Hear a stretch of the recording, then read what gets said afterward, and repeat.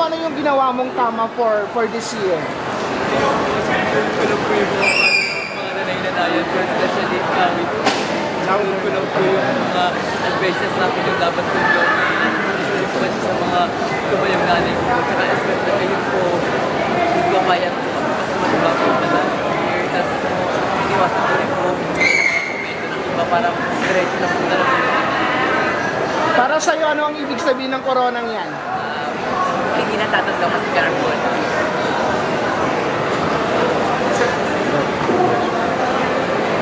Hello Julia, congratulations, this is Jay for pageantry. So ano yung pinakamahirap na challenge na na-experience mo dito among joining Reyna ng Turismo? Actually po, lahat ng mga candidates, nakakapagod po talaga. Pero po, pagod na yun, may sayo po talaga nakapag-banding po kami. Last year, laban na laban ako, palaban ako. Hindi ko na-spend yung time ko sa mga candidates. So yung parang, instead na isipin ko yung pagod. Mas kaya ko yung saya. Especially lalo ko kasama si Dasa, si Gawin ko, lahat po ng girls. Kaya maraming salamat. Para sa inyong lima, kanino nyo inaala yung inyong pagkapanalo? Start please. Start na din yung first runner-up. Saan? Kanino? Fourth runner-up, please. Lagay yung mic. Kanino mo inaala yung pagkapanalo? Sa aking bayan.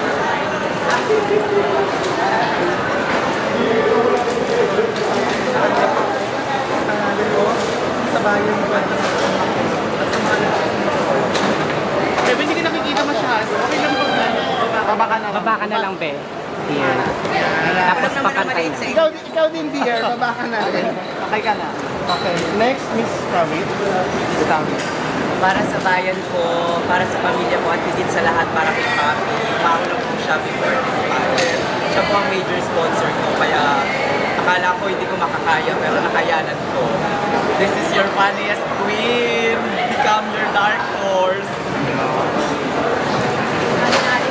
Para sa nanay ko, may mga pakita sa yung para sa nanay ko, para po sa bayan, at para po sa pamilya ko,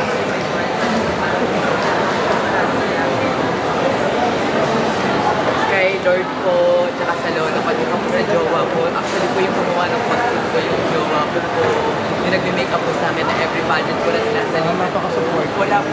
Wala po akong budget sa sarili ko. Sumukontest lang po kung gabi-gabi para po mag-provide po ng costume. Wala din po akong budget. Kaya maraming salamat po. Siya lang po nakakita lahat ng sacrifice ko sa mga kapatid. So kaya pala yung pinaghuhugutan yung emosyon mo. Kaya akin na lang yan kasi ako din wala. sabi mga dark horse na, and then yung first presentation sa tawag nga sa'yo, Lodot Ibo. Yes. Super funny ka.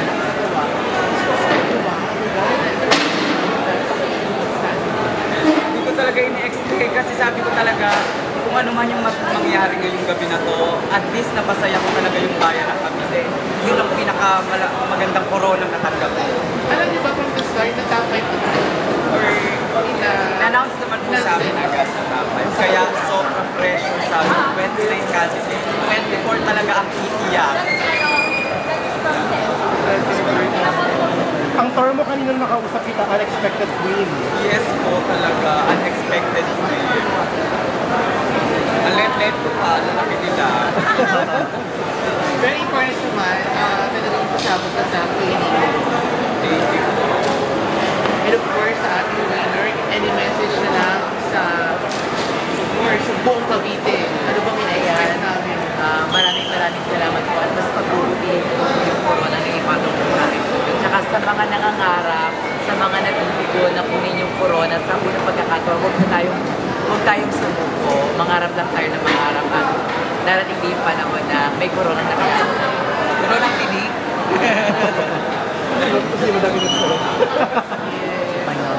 Ay, salamat po, Pageant Trend. Almost 400 views na po tayo. Ay, ba?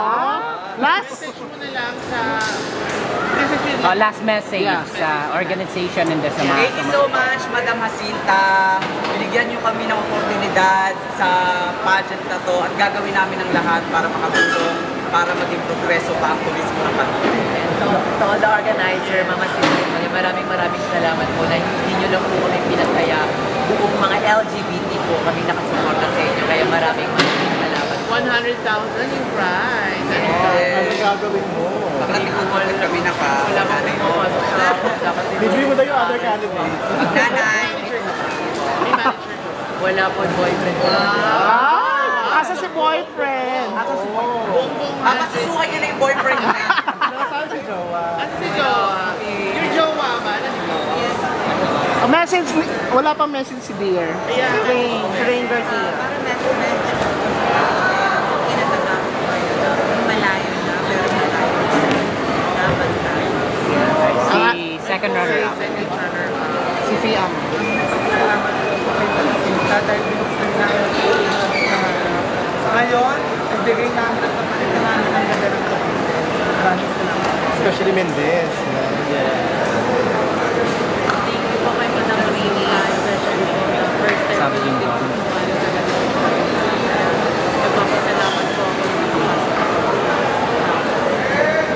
Good. Congratulations, ladies.